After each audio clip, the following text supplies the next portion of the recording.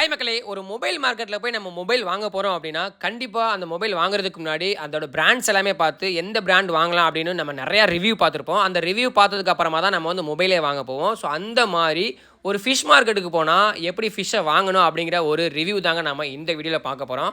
அதாவது இப்ப நம்ம 2 மீன் வச்சிருக்கோம். அந்த 2 மீன்லயுமே வந்து டேஸ்ட் அளவுல எப்படி இருக்கும்? இந்த மீன எப்படி வாங்கலாம் அப்டின்னு தான் பார்க்க போறோம். அதாவது என்னோட லெஃப்ட் சைட்ல பார்த்தீங்க அப்டின்னா, வஞ்சர மீன் வச்சிருப்பேன். அது வந்து பார்த்ததுமே நீங்க நெறைய பேர் கண்டுபிடிச்சிருப்பீங்க. ஏன்னா வந்து நெறைய பேரு வஞ்சர மீன் விரும்பி சாப்பிடுவாங்க.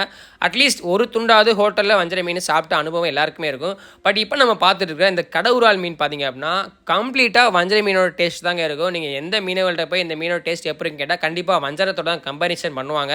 ஸோ இந்த மீன் கூட பார்த்தீங்க அப்டின்னா, ஒரு பெரிய மீன வேற சாப்பிட்டுருக்கு. இந்த கடவுரால் மீன் வஞ்சர மீன காட்டிலுமே வந்து ரூ. 100 கம்மியா தாங்க இருக்கும். ஆனா வந்து அத யாரும் ட்ரை பண்றதில்ல. ஸோ கண்டிப்பா வஞ்சர மீனுக்கு பதிலா நீங்க ஒரு நாள் இந்த கடவுரால ட்ரை பண்ணி பாருங்க. வேற லெவல் டேஸ்ட்டா இருக்கும். இந்த ஒரு வீடியோ எப்படி இருந்துச்சு அப்டின்னு மறக்காம கமெண்ட்ல சொல்லி நம்ம சேனல ஃபாலோ